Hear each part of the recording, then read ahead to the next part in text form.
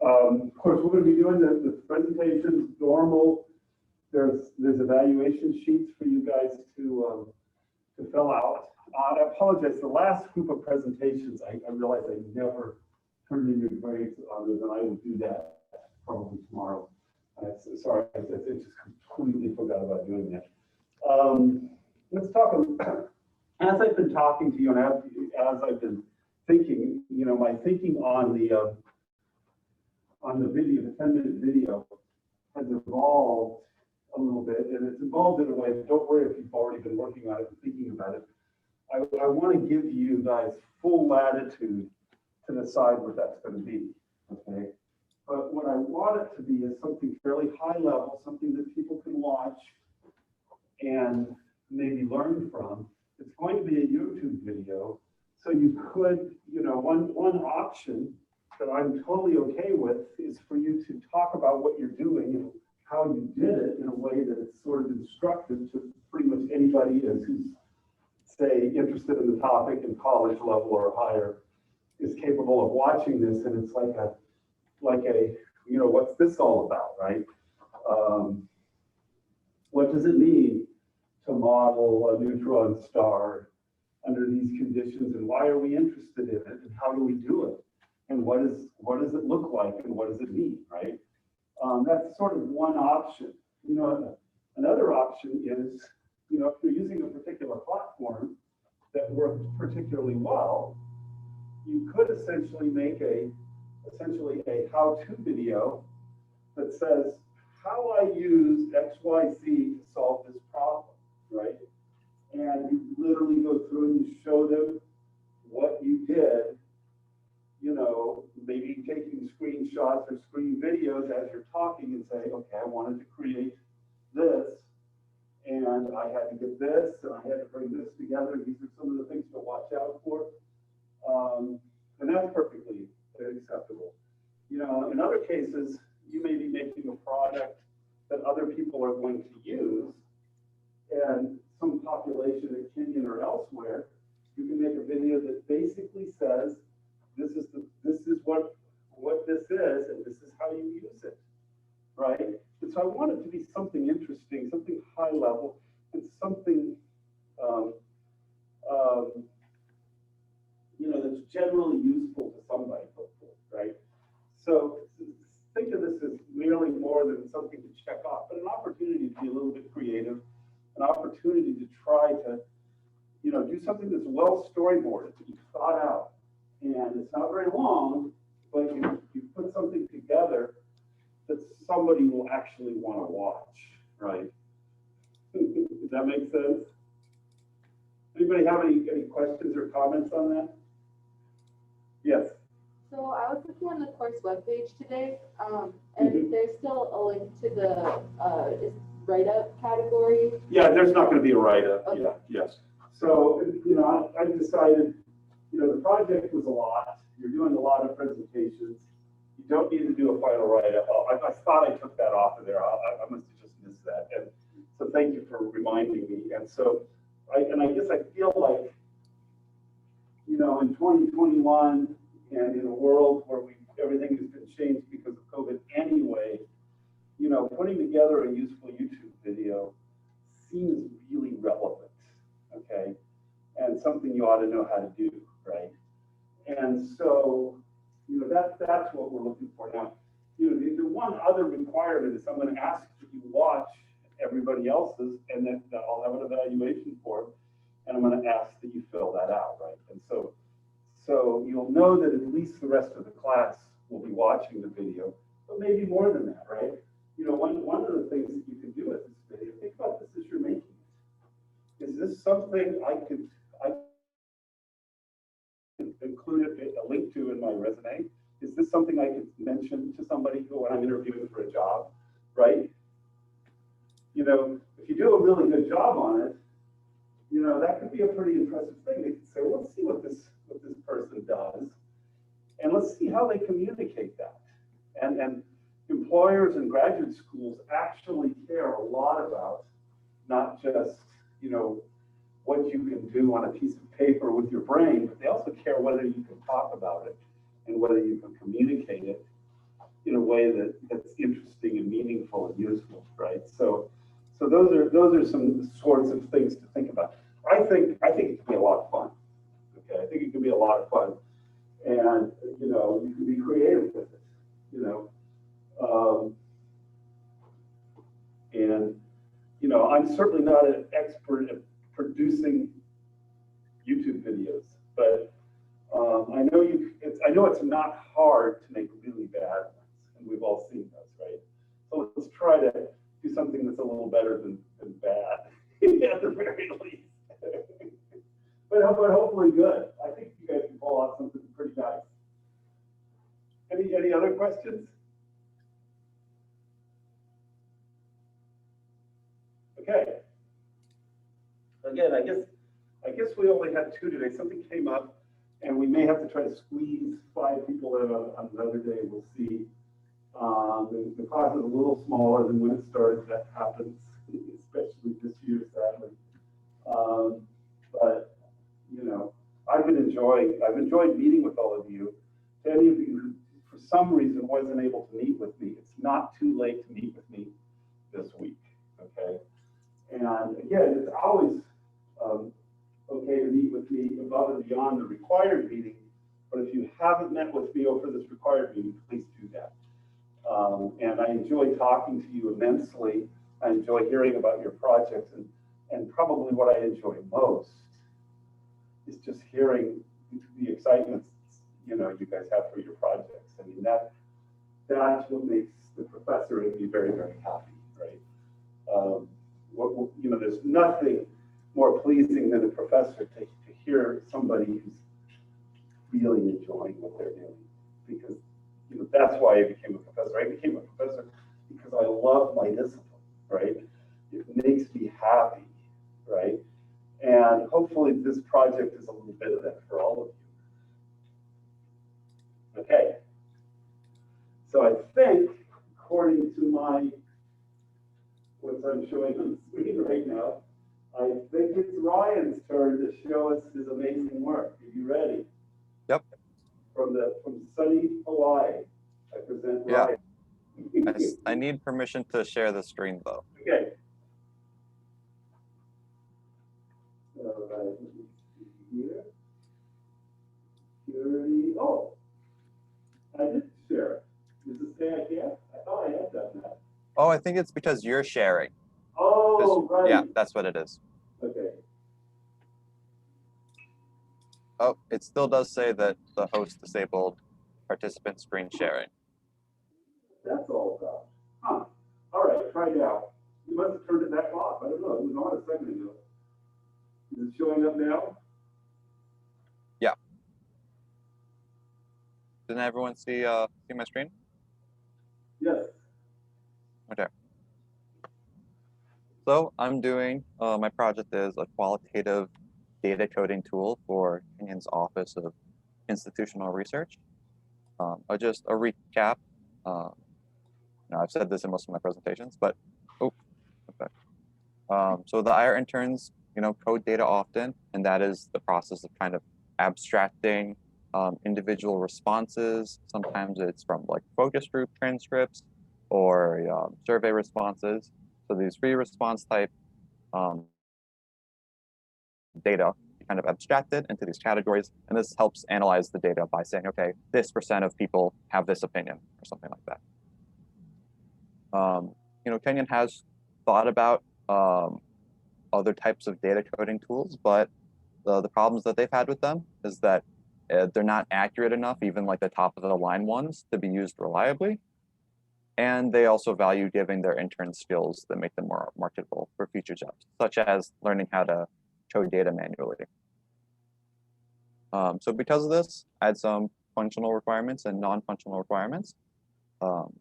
First of all, primary one is to be able to teach interns how to code data manually. I figured that since all these other top of the line products have difficulty coding data, even if I could make mine very specific towards the type of data that Kenyon gets, I think it would be more effective to just focus as much as I can on teaching. But through that, I still want to give examples of what coded data looks like and kind of some insights into how the machine I created codes data. So I'll also be able, this tool is also able to create categories of the survey responses, such as housing and faculty, and then create subcategories based on sentiment, such as satisfied or unsatisfied. In this case, it's generally just positive or negative. And then assign each individual response to these categories. So you have one response, and then that response then says, okay, it's this category, it's housing, and it has a negative connotation towards housing. And then I also want my program non-functionally to be easy to use, so the interns can get the most use out of it, and also reliable and maintainable, because I won't be here forever, so other people might have to, if anything comes up, fix it. So hopefully, first of all, it won't break, so it'll be reliable, and also if it does, it's easy for any intern to be able to fix it. So here's my architecture. It's changed a little bit, as I kind of just got rid of some stuff, because I think last time I was talking about how I shift my focus towards teaching. So I got rid of some of the things that made the data coding more accurate, instead doing some stuff to make it just easier to learn from. But I have it split up, so I have on the right, it goes from the survey responses into the screen area. And this is all that my system of clustering responses and creating categories.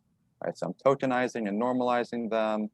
I'm removing stop words. I'm then calculating this term frequency inverse document frequency score, doing principal component analysis, clustering them, and then that results with all of the responses in which cluster or category they belong to. One thing that I've changed, it's not architecture-wise, but it's kind of design-wise, is that I created my own list of stop words.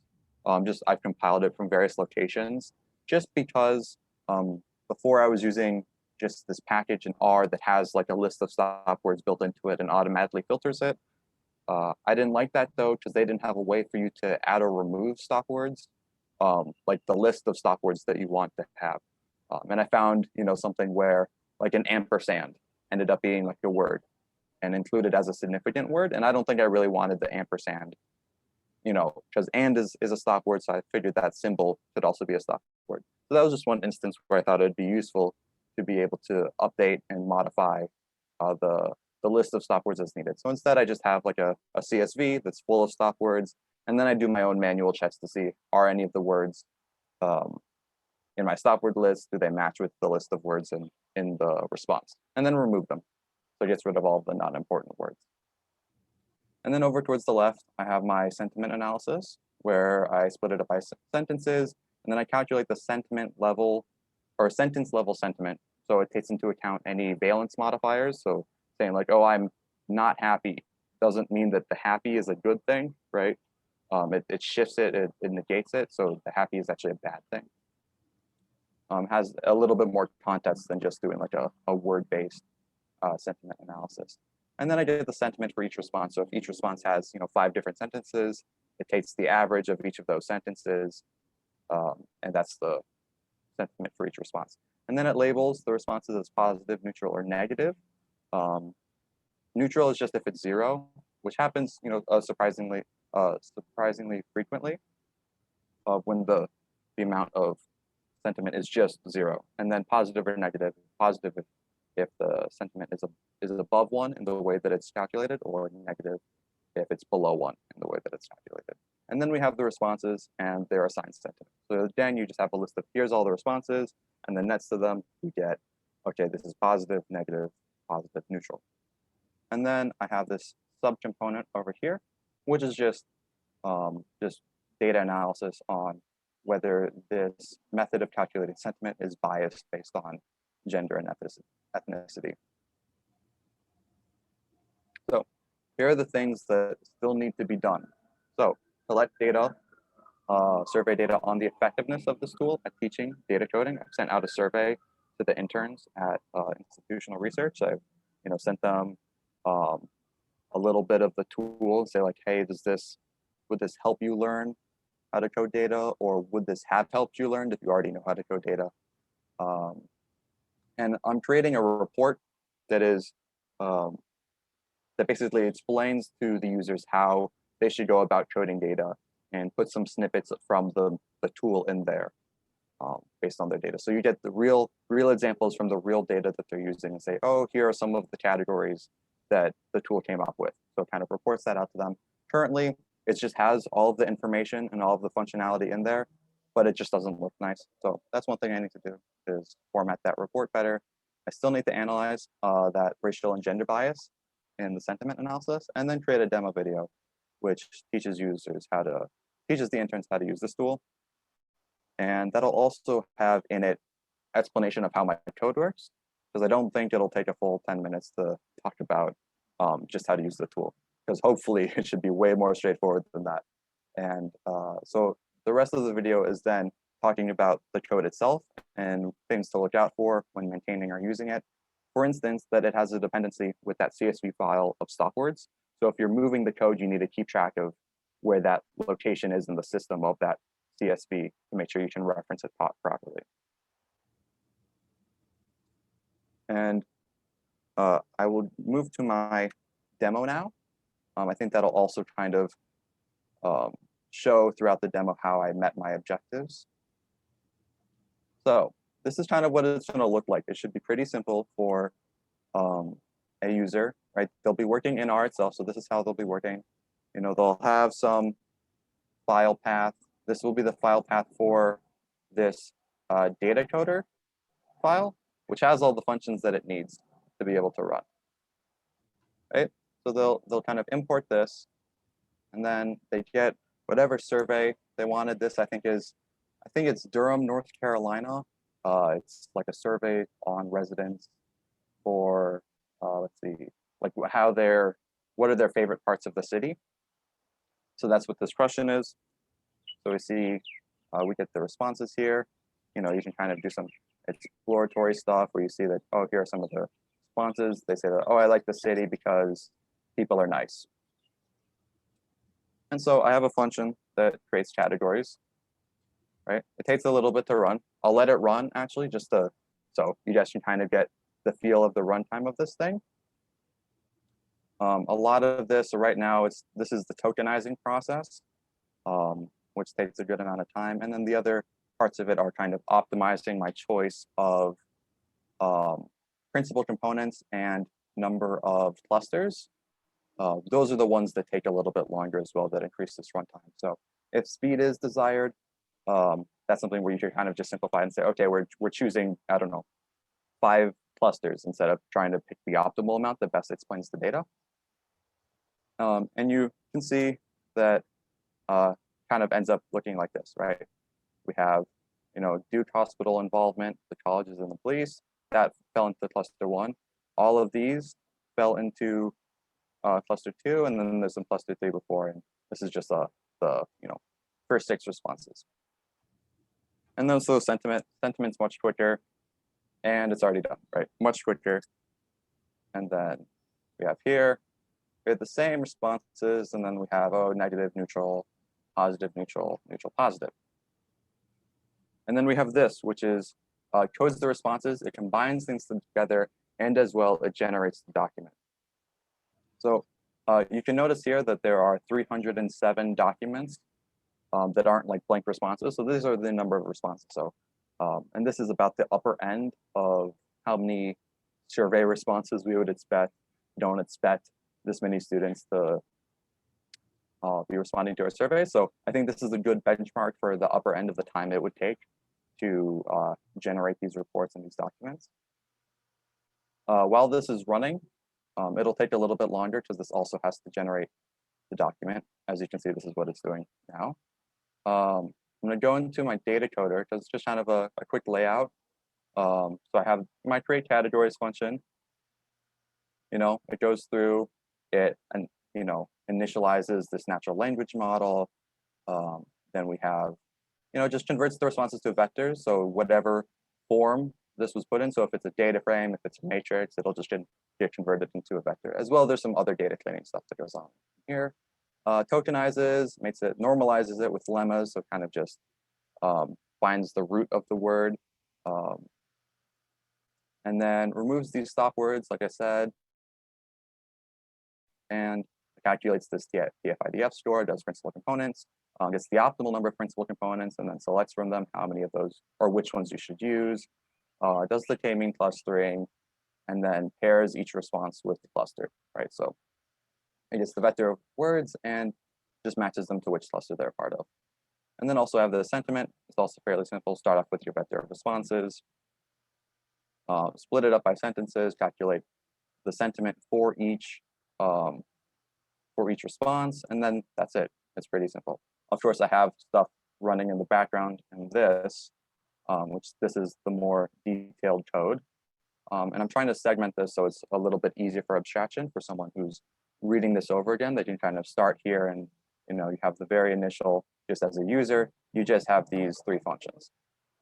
And then if you're trying to look at what's going on, you start here just to kind of, or sorry, you start over here and just trying to see like, okay, we're converting it to a vector, or splitting it into sentences, or calculating it, the sentiment of each response in a way that takes each sentence into account as a whole. So they can kind of get a better understanding of what the system does. And then they can move into here and get more of the details of what they need to fix if there's anything that's wrong. And then this code data function is a largely a replica of the other functions because we need some stuff in here. There's some additional though, that we get like these top 10 keywords, and we get the principal component loadings, which I can explain more about in a bit. And we get a sample of the responses. And we also calculate the 5 most positive and 5 most negative responses. And this goes into a R Markdown report, which is currently a PDF. I should be able to show that here. Oh. And you can also have it as an HTML file, which you can just open with like Google Chrome. That's much faster, but it's a little bit awkward to open something up. It doesn't make as intuitive sense to open up like an HTML file for people who don't know HTML, and then you just get a web page rather than just seeing a PDF. So this is the auto-generated data coding report. So it has some how to use a tool, and it talks about like the various cycles of data coding. So the first one, I suggest that it might be helpful to when you're trying to find abstractions for each individual response to pick out keywords in those responses, right? And then I said, okay, here are the top 10 keywords that have like the most meaning in this corpus, so this series of responses, this entire survey. So you have people, activities, area, arts. So people is pretty important, right? So you should look out for when they're talking about people. That's an important word. When in this context, we're talking about what they like most, right? So it's probably like, oh, they like the people. It's pretty clear from even just this one word what we expect the responses to be like. But like facility might not be as clear, but maybe they're saying like, oh, this facility versus this facility, I like that. So those are some also words to be like, oh, that should key you into something. And then the second cycle involves grouping the responses based on their similarities. I give this example where like bathrooms and kitchens could both be your initial coding, but you could group them together as facilities. And then this is where I need to start formatting the data a little bit better, because you can see that it does just list out a lot of these. So I'll explain it, but hopefully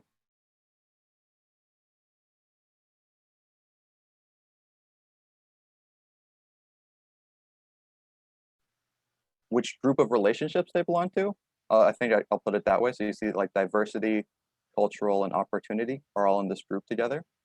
And you can see that they have these directions, right? So positive, positive, positive, right? So they're all going in the same direction to each other. But you can see that you might have a negative, and that means it goes in the opposite of those. So if we have, let's see, is there a one that's negative? Oh yeah, so area. So area is in that same category, that category 1. It's number 34, or number 34 in the row, and it's negative. So that means that area should be seen as an opposite to something like opportunity in the patterns that this machine has found, right? So it can kind of help you get an idea of what words are grouped together, which words are opposites, and stuff like that. So I'm thinking for this that I kind of just have a block where all the group 1 words, all the group 2 words, and then all the group 3 words, and I just maybe color code them like red and green or maybe I'll do like blue and orange for colorblind reasons, because red and green aren't very good colors for that. But kind of have it so you know which ones are positive and which ones are negative, you know which ones are opposites of each other.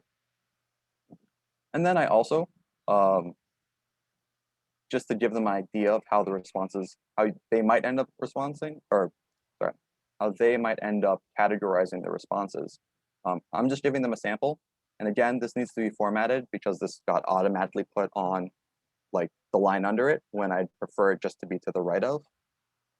But you'll see that I have just like 5 from each cluster. So cluster 1, then cluster 2, then cluster 3, cluster 4, and cluster 5. So in this case, it decided that 5 was the best amount of clusters. So we could, you can't see it, they're not side by side, but these first 5, so from proximity to jobs to this DPAC are all considered 1.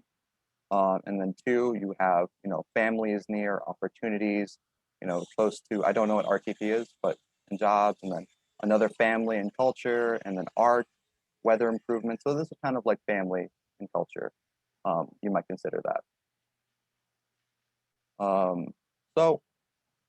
And then I move on to coding sentiment, right? And kind of, I do tell them that almost certainly they will be able to do this better than a computer would, because I think sentiment is pretty intuitive for most people.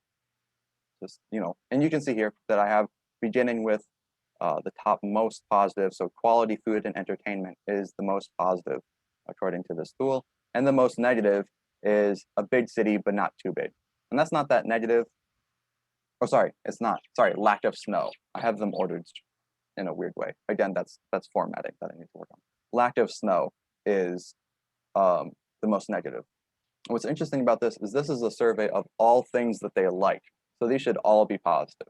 And you can see that for the most part, the negative ones aren't that negative.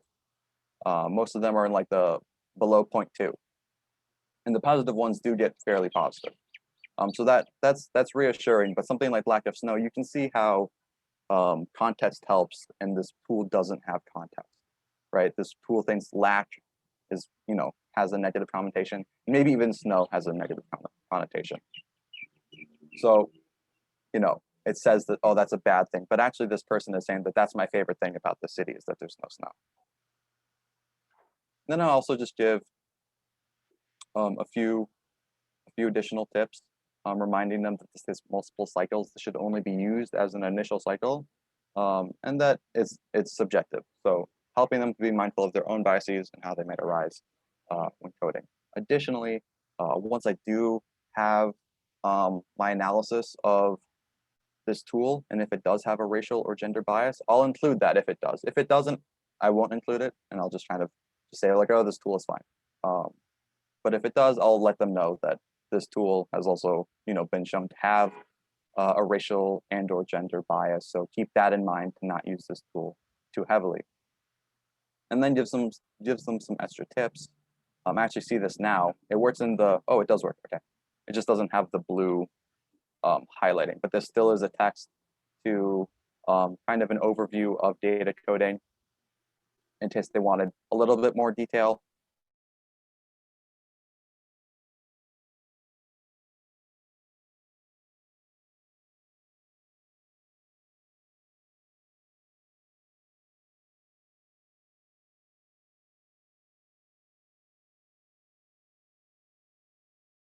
The objectives that I completed. So I'll go back to my presentation.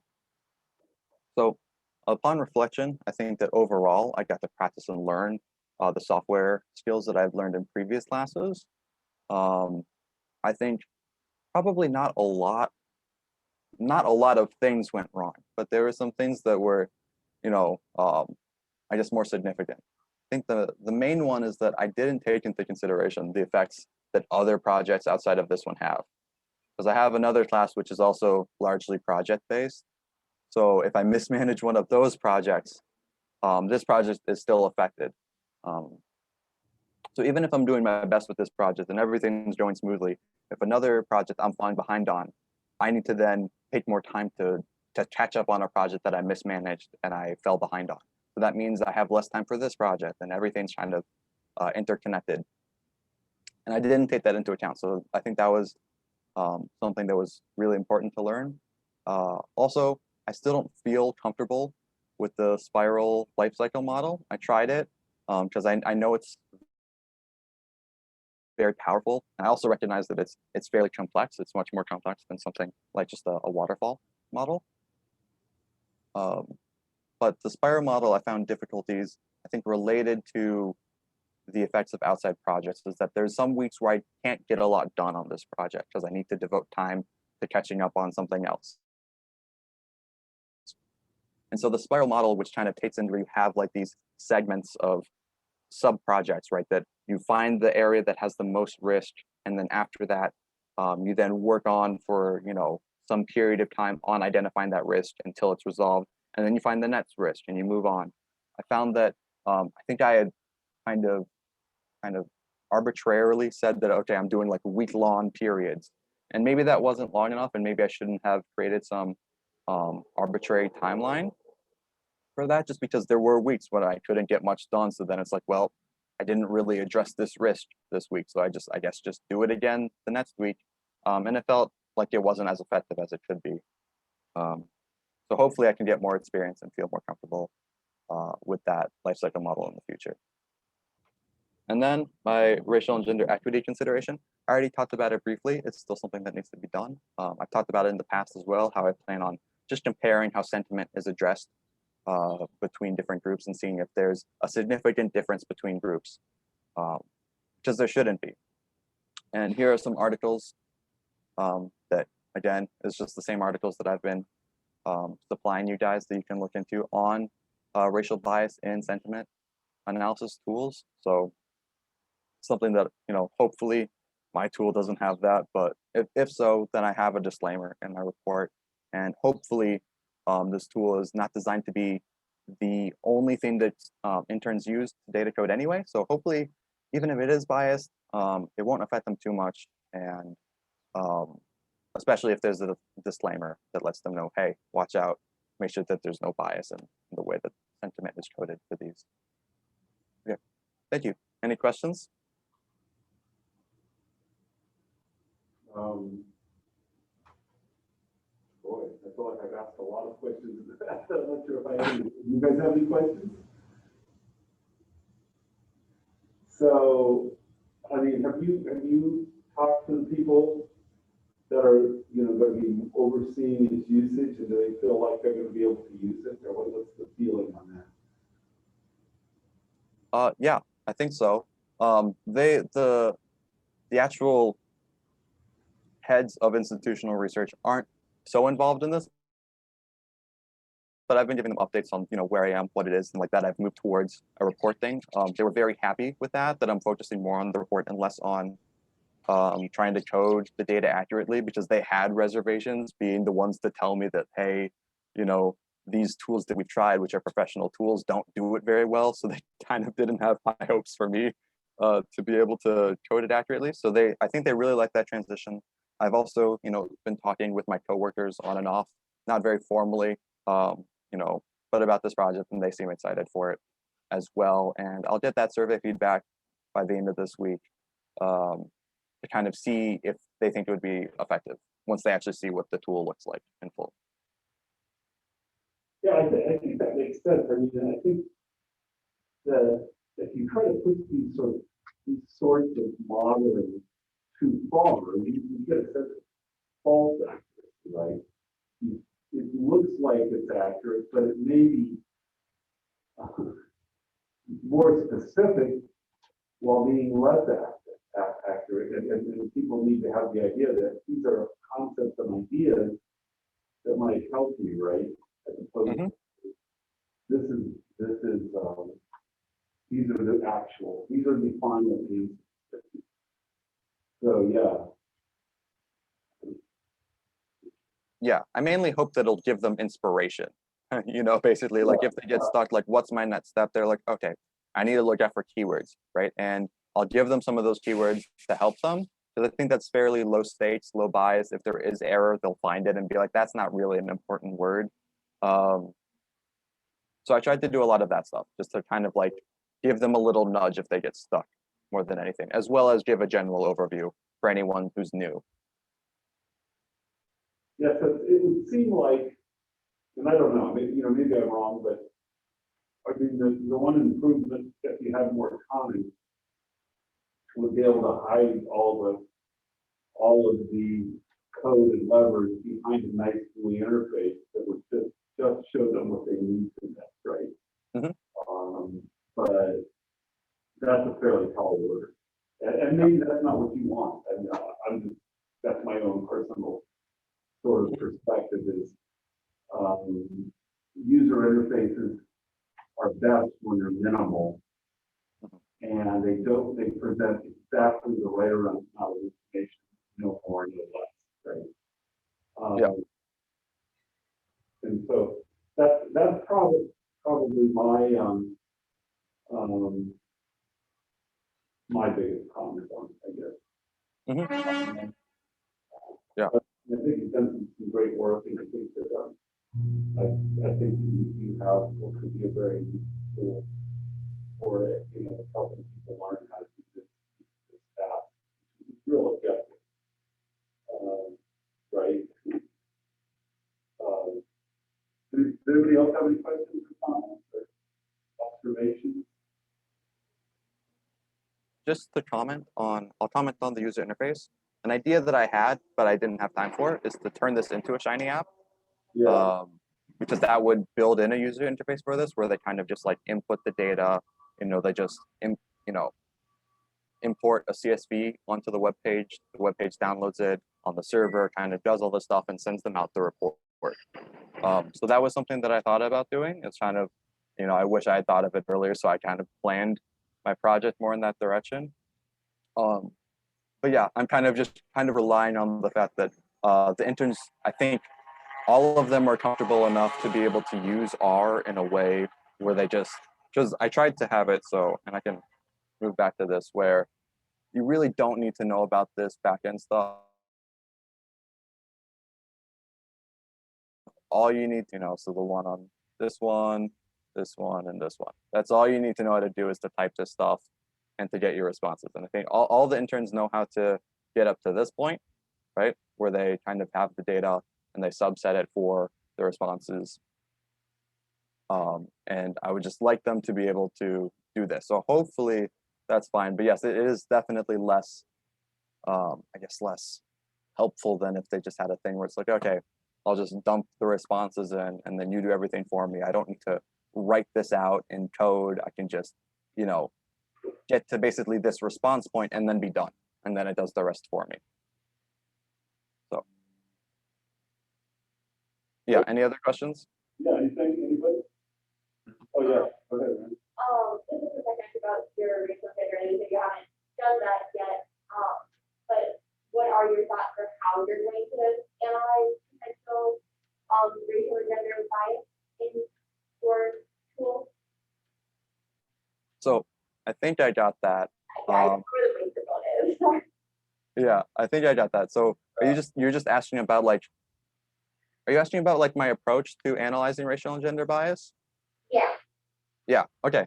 Yeah, it's well, yeah, I didn't include this slide because I was just keeping it minimal. But yeah, it would basically subset, so look at some actual past data that has been collected by the Office of Institutional Research and basically subset it. So you have, okay, here are the breakdown by certain ethnicities. So you have these just separate categories of data that is, one is white, one is Asian, etc.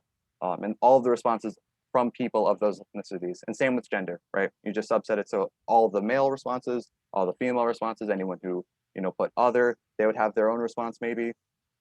And then just run the sentiment analysis on all of those and see if the average sentiment for all of them is about the same. Because hopefully it should be. Hopefully, I guess it depends on the survey if the average is gonna be positive. Like I said, this Toledo survey where it was talking about what they like best about the survey, the average, or what they like best about the city, the average is probably gonna be in the positive range. But they should all overlap based on gender or ethnicity, hopefully. Otherwise, there's a bias. If I can show that significantly using some statistics, kind of run maybe t-tests on them, right? And just see if there's a difference. There's a significant difference, and if there is, I'll just report that. I think that's where I'm at. Does that make sense? Yeah, that makes sense. Okay.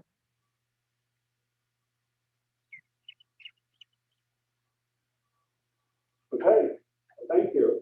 Good work. So, I think we have Joe next, is that correct?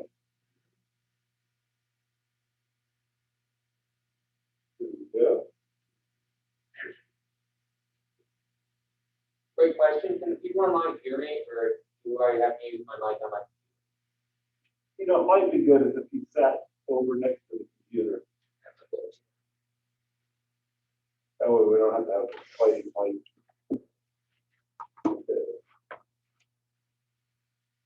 So, I guess we'll start. So my project was creating a neutron star equation of state, a new way to parameterize it, and this time through a dynamic polytrope. My advisor for this project was Professor Leslie Wade of the physics department. So let's go through the overview very quickly. What is a gravitational wave? A gravitational wave is just space-time itself bending, and it can only be detected by superhuge detectors, the LIGO detectors in Livingston, Louisiana, and Hannaford, Washington. So these gravitational waves, the only way we can detect them is if they're created by huge events like neutron stars merging or black holes. I'm more focused on the neutron stars merging gravitational waves.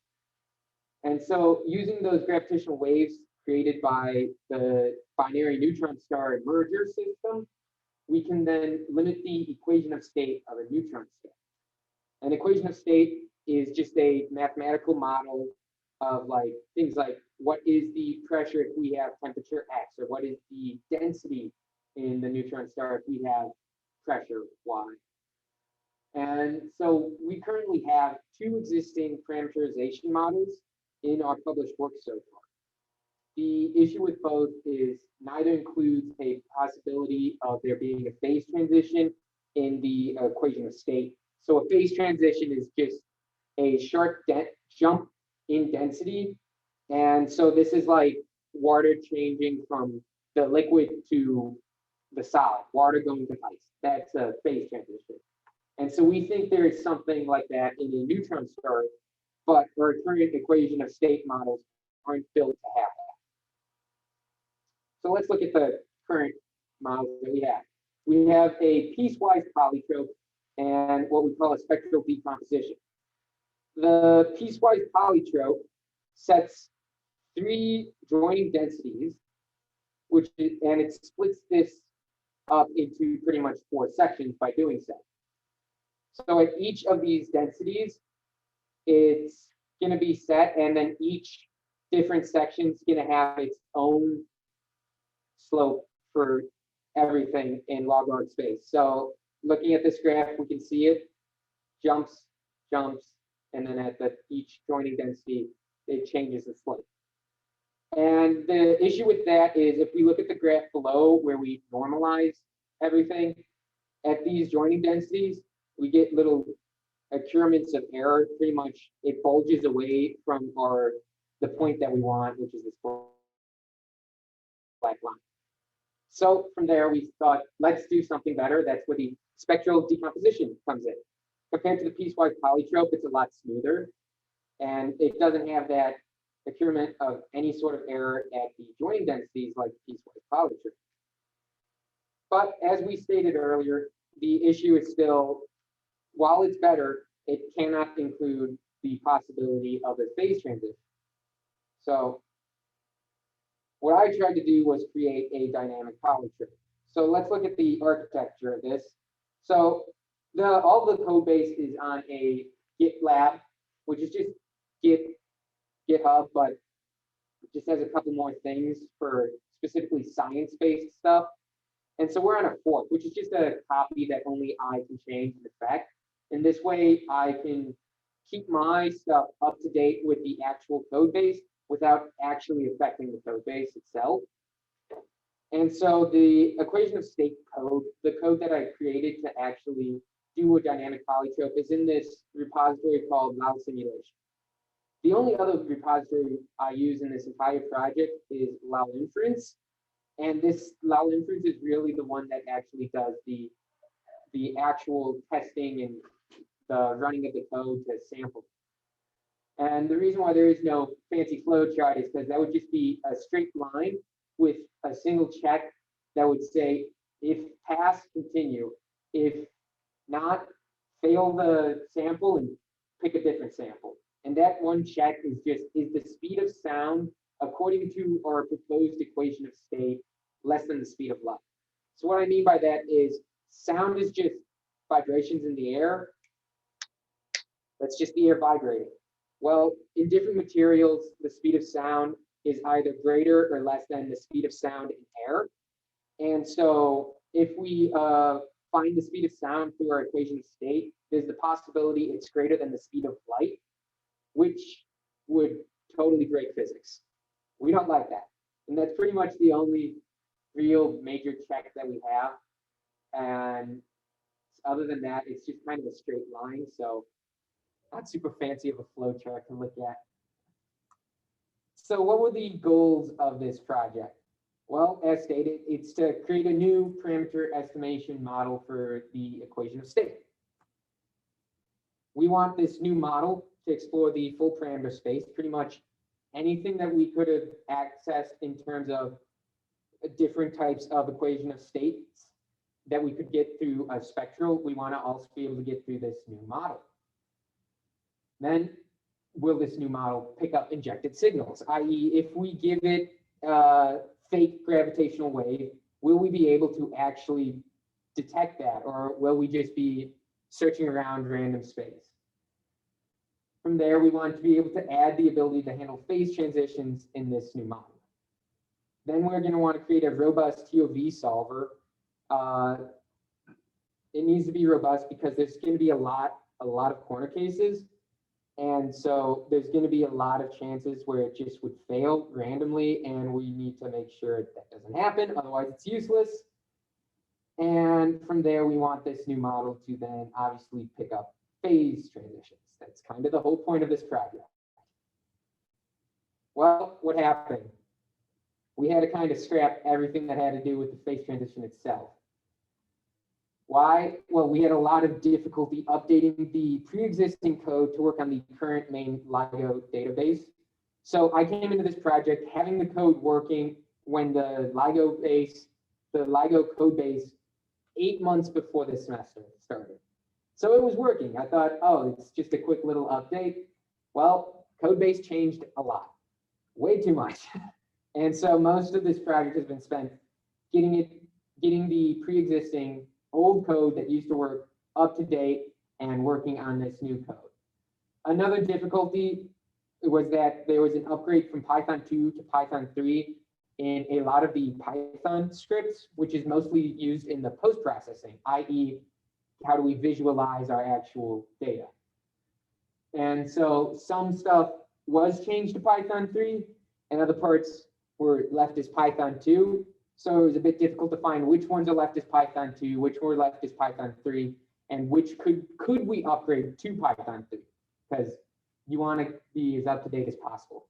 So there was a couple codes that we just had to say, we can't update. It has to stay in Python 2, and we're just going to have to work around that. Finding a way to work around that was pretty difficult. And so I can't exactly demo this. When you start it, it has a run that lasts about a week. I don't think you guys want to sit around and wait a week to see it, but we can compare it to the spectral decomposition. So mine is a 3-piece, is what I'm calling it, as it's like the piecewise polytrope that I previously showed and previously exists. Mine is also a polytrope that splits it into 3 pieces. But the difference is there's no joining densities. So we're hoping that fixes stuff. And as you can see, it more or less does the same parameter space as spectral, which is a good look. And if we look at the masses that it goes over, also pretty good. Kind of the same, not exactly, different enough that it can be distinguished, but it covers all our masses, and so we can use it. It's good. And let's apply it to an actual signal. As we can see in our first graph, the graph on the left, the dotted red lines is that prior that I showed you guys earlier, while the blue is our actual samples from the run and if it picked up the signal or not. As you can see, the blue is not the same as the red, which means we're actually picking something up. It's working. But if we look on the right, we can put in the actual signal itself in this solid black line. And as you can see, while it does follow it for the most part, there's little points like here where it doesn't quite pick it up. So maybe it's too good. It goes in way too much. It's not necessarily ideal. So what happened? Can we reflect on this? Well, as I said, code base changes a lot in only 8 months. And then there was a lot of updating that had to be done. I had to figure out how to update, what updated, why it was updated, and what could I update in my own code to get it to work as well as possible with the current code base. Another thing was how to get the files to interact correctly. For the most part, that's already done for me. I just had to more or less copy and paste what was previously done for the other existing equation of state models, and then just change a few things so that it works with my model instead of the other models. So not that much learned other than a couple hits and tricks. And that's where the make files really come in. There was a lot of cool little tricks in the make files, but that made it difficult, if anything. So I had to learn what those tricks were and how to apply them to my own code that I was creating, such that when you make the code itself, it would actually make my files and not just the pre-existing files. And back to Python, how to use the Python libraries. Most of our post-processing, the stuff that made those graphs that we just looked at, is done entirely in Python. So while I do have some background in Python, I had to go much deeper with NumPy and Matplotlib specifically, so that I could visualize my code, my equation of state accurately, as the stuff that was existing was more geared towards the spectral and the piecewise polytrope of previous. And so I had to rework it such that mine could be visualized effectively. And one other issue was there's some custom Python libraries. This is the part that really became the difficulty in what could and could not be upgraded from Python 2 to Python 3 were these custom libraries. These custom libraries are in the LIGO collaboration.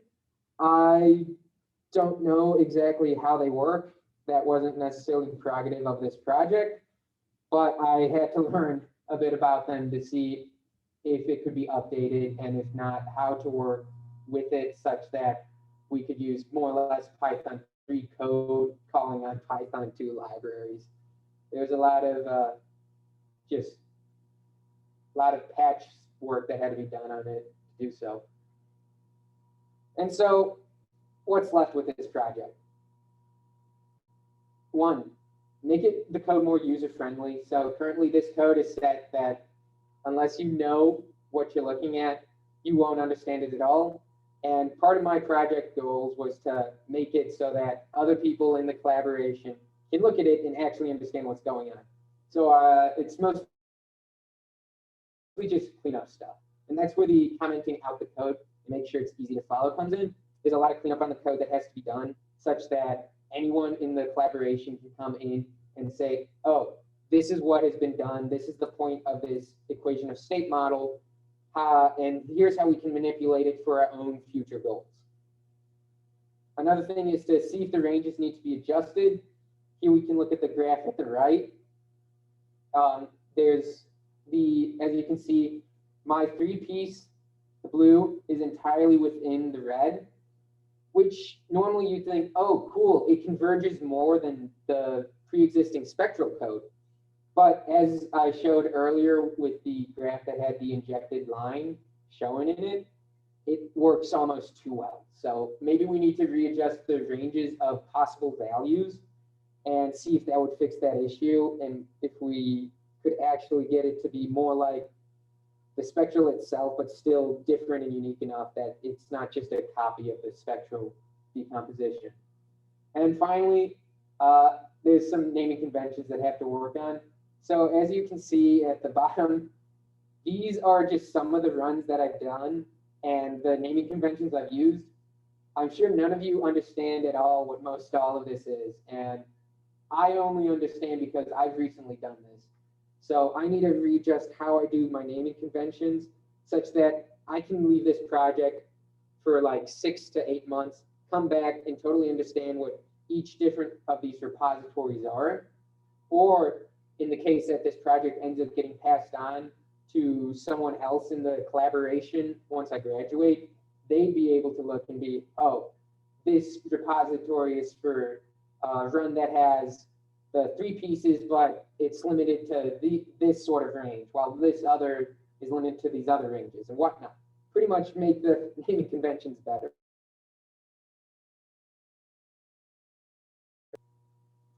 And finally, the racial gender statement.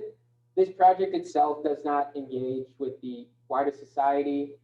This is mostly just an effect on the portion of the physics community concerned with gravitational wave science, specifically binary neutron star gravitational wave science. But as always, there's been a large historical oppression of both women and minority races within the scientific community at large. And this is something that needs to be worked on and recognized. And this is something that's been a goal of the LIGO collaboration for a long time. And so all projects in the collaboration, and then by extension, the scientific community at large, always have to be looked at through a lens of the possibility of reducing as much of that oppression as possible and eliminating it to the greatest extent such that it's no longer an issue for it. It still is.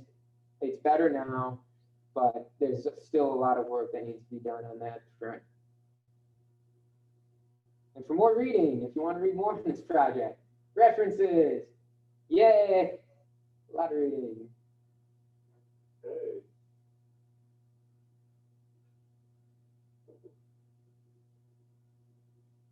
Thank you. So, anybody have any questions or comments or?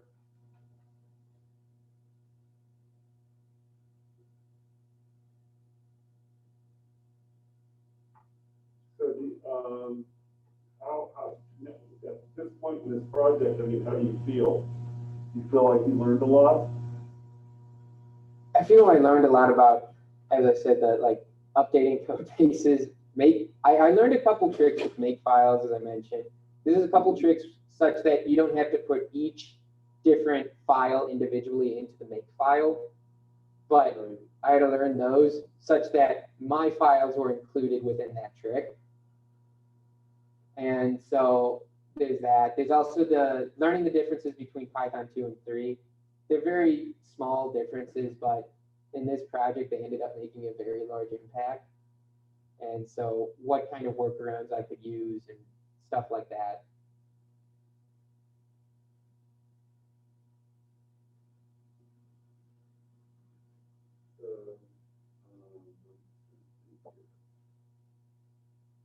Anybody? So, I mean, are you intending on doing any additional work on this? I mean, that's the hope, but time's kind of running out, so. So what's your idea for your video? My video is more or less going to run through what are, at least half of it's going to be like intense overview of like, what are gravitational waves? What are neutron stars? How do we detect them? And then what is an equation of state? The other half's going to be like, hey, these are the ones that exist, but the issue is no phase transition. And here's how my code proposes to solve that issue. Or my model. So is there anything that you would do completely different if you had an opportunity to do this over again?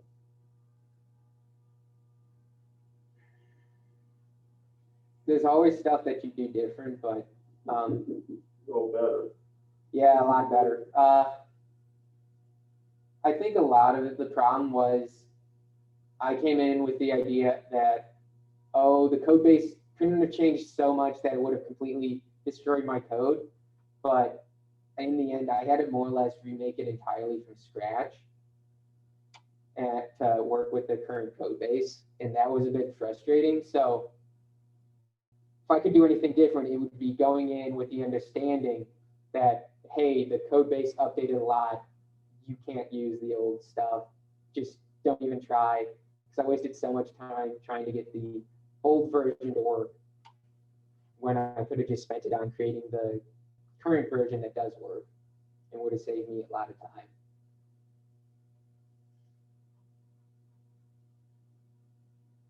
So, all right, I think that's it. No other questions? So,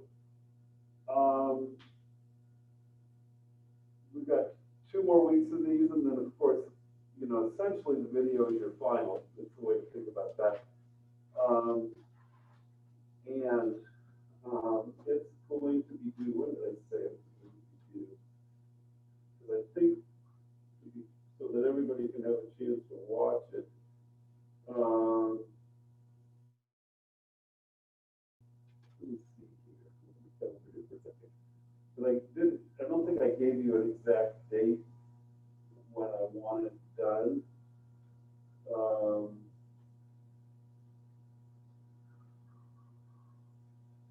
So what would be nice is if we could have it done by the 10th. Okay, and then that gives everybody that week to watch all of the other videos, which will take an hour or so, a couple hours, like an hour and a half. And so let's try to have those in by the evening of the 10th. The other thing I want to mention is it looks like, I think what I'm going to do is we're going to try to do 5 presentations next week. So that's a lot. So the reason I'm telling you now, I mean, I think it seems like most of these presentations are taking about a half an hour, and so we'll be fine. And, you know, if they take even 35 minutes each, or even 40 minutes each. So, or some of them. And so, but I say that, you know, let's come in and, you know, hit the ground running and you know, we'll get 5 of them done, and then there's 4 of them the following week. And again, and then that'll be the last time we formally meet. So there you go. I guess we're done fairly early today. Is there any other questions about the course in general or any clarifications needed? Professor? Yeah. So, so you're saying have all of the videos in the night of the 10th? Yeah. Okay, so not the 13th anymore. Well, yeah, I mean, the problem with the 13th is it doesn't give people a chance to watch them. But did I say 13th before? No, that's just what was on the webpage, but that was, I think, for the posters presentation, and then I Right, think the date yeah. just didn't shift. I mean, let's try for that. If there's some huge hardship, we can talk. Okay, and Oh, should we like send you the link to the YouTube video when we're yeah, done? what you'll do is I haven't put it on Moodle yet, but I'll put it in a place on Moodle where you can turn it in, and then I'm going to post the links on the course webpage. So you should make the it's up to you. You can either make the videos public or private, such that anybody with a link can get to it. All right, it's up to you between those 2 options. You know, maybe if you make a really good one, you make it public, you can start getting ad revenue.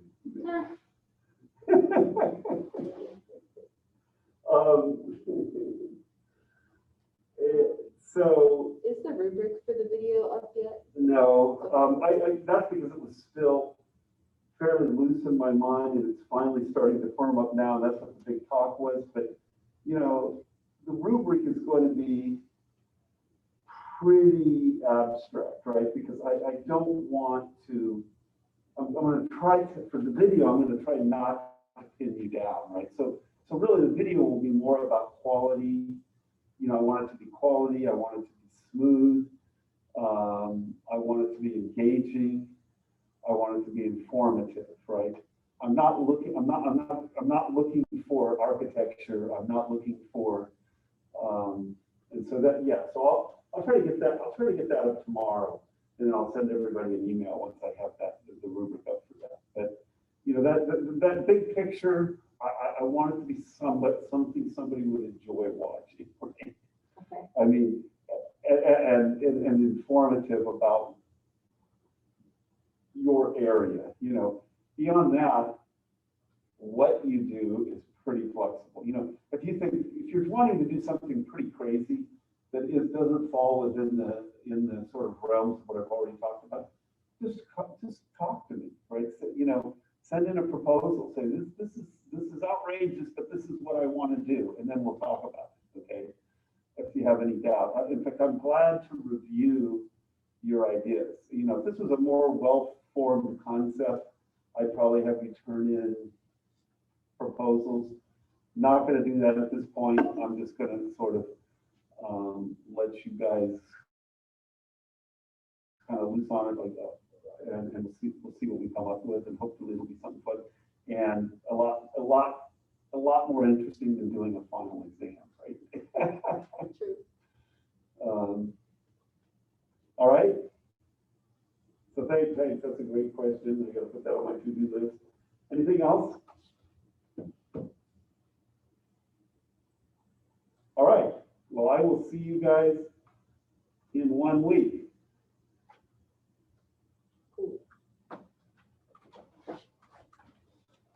And then when did you say you were anticipating having those last couple presentation Well, grades up? I'm going to do that tomorrow. Oh, okay, good. Yeah, I'm sorry. It's okay. It's really okay. This Don't worry. last week was unbelievably crazy. And so, Oh, anyway, I totally get it. Don't worry. It wasn't keeping me up at night. It was all right. Was last week crazy for everyone? I would say Not a great week. no, last week was bad. It was really bad. Last week was an awful week. You know, it just is what it is. It's The not job hard market to is have. terrible. Life is rough. Yeah, definitely. Like, I'm not sure I'm gonna have a calm week until finals. Yep, I know. Finals week is Till the surprisingly week of light. the 17th, Yeah. 18th. Woohoo. No, wait, when does senior week start? 19th? The 17th is the last official day of finals week. So Monday the 17th.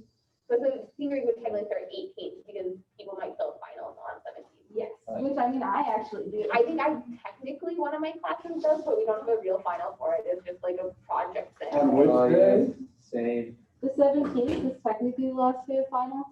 Let me look at my calendar. Wow, that's really late. Yeah. Well, this whole semester is arranged really Holy clunkily. wacko. Yeah, really. Well, Yeah, the finals well- go over a weekend. Yeah, Like, which is the like, quantum finals on a Saturday. What? That sucks. Like, I'm but sorry. the one exam I have is on a Saturday. I'm like, well, this is gonna be strange. I've So- got my only exam, which is for environmental economics, and it's on a freaking So doesn't Friday. finals start on the 11th? No, No, it's. classes end on the 11th. It's like the 13th. Yeah, the last day of classes is 11th, and I think 13th is the first day of Yeah, finals. you Okay, get yeah. like one reading So you day. get one reading. Oh, well then, okay, I Like didn't Tuesday. realize that. Then- Yep. So then- Wednesday. No, based on that. Wednesday's the 13th. We have Monday and Tuesday we have classes, Wednesday is the reading day, finals start on the 13th. For some reason, I thought they ended on Friday or something. Then I totally, I'm gonna give you guys. I think I can actually ask for that, because my honors thesis defense is May 10th, and I would rather not have it all. No, I'm gonna totally change that. I'm glad this came up. Sorry. So that's kind of in the future. It's all right. You know, don't worry about it. I was thinking of maybe doing honors, and it's just like, I don't have the energy to do it. There is no honors path for